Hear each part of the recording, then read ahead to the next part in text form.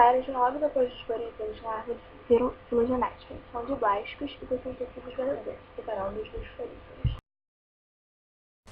Os quinidários são animais diblásticos, com o corpo revestido externamente pela epiderme e a cavidade digestória revestida pela gastroderme.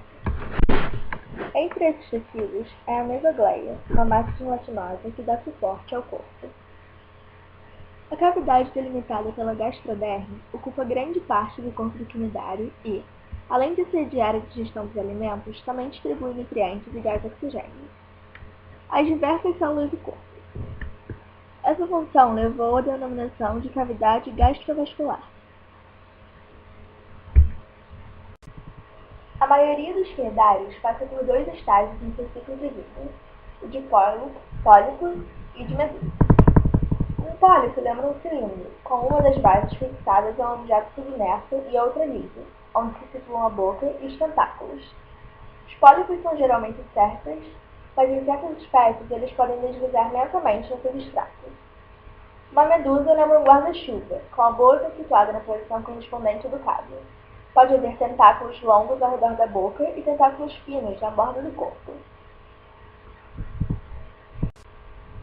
Os quinidários apresentam células denominadas quinidoblastos, localizadas principalmente nos tentáculos e ao redor da boca. Essas células possuem uma bolsa interna, o nematocisto, onde há um filamento longo e oco, às vezes espinhoso, enrolado sobre si mesmo. Quando o quinidoblasto é estimulado pelo toque de um animal, o nematocisto expele rapidamente o filamento, que fere a vítima e libera substâncias tóxicas parasitantes contidas no seu interior. É dessa forma que os quinidários se protegem e caçam suas presas. Alguns exemplos de quinidários são a cisalha pelágica, carapaça sirene, a Aurelia aurita, que é uma grande medusa marinha, e a Hydra viridis, que é um pequeno pólipo de água doce. Como resumo geral, temos então: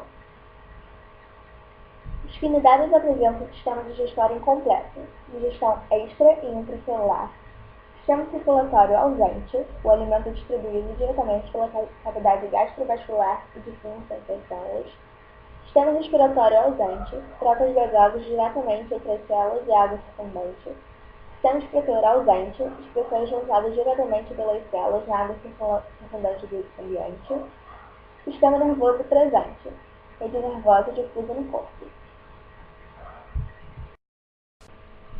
Nesse vídeo, vemos a reprodução assexuada por brotamento. Muitos pólipos podem se reproduzir assexuadamente por brotamento.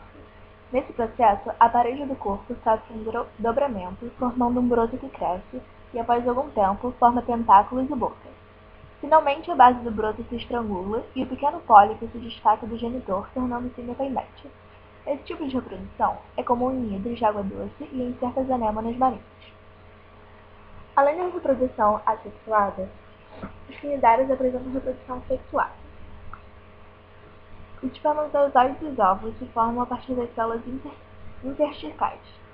Os espermatozoides são liberados na água e nadam à procura do óvulo. Este, em certas espécies, também é liberado na água. Em outras, porém, fica aderido ao corpo da mãe. A fecundação do óvulo por espermatozoide origina o zigoto, que produz o embrião. Este se dissolve e origina formas adultas. Os quinidários têm ampla distribuição geográfica e são predominantemente marinhos, sendo atualmente mais comuns em regiões onde há águas quentes, rasas e limpas nos oceanos. Os registros mais antigos do grupo são de formas medusoides no final do pré-cambriano, preservados como moldes ou impressões, mas amostras de micropaleontologia podem ser encontradas preservadas por fragmentos de esqueletos de carbonato de cálcio de formas polipoides.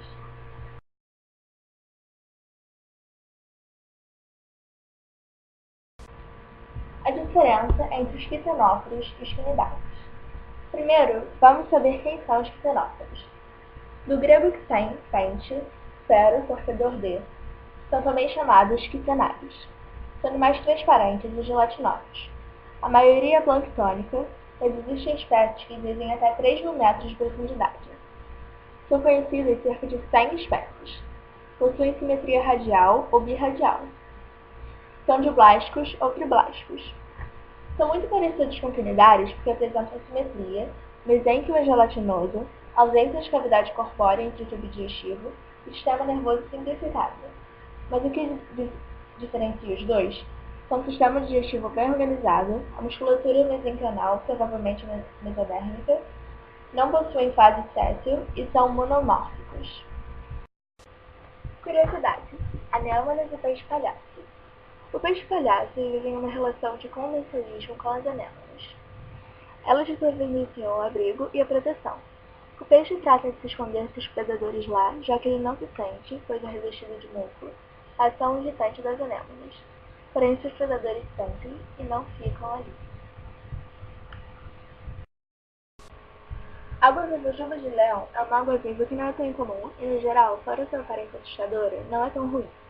Seu ataque normalmente não é fatal, embora seja muito doloroso. O problema é que, apesar do tamanho dela normalmente variar, essa água-viva é conhecida por ser enorme. Sua barriga do bicho pode ter 2,5 metros de diâmetro, enquanto seus tentáculos chegam a medir 30 metros.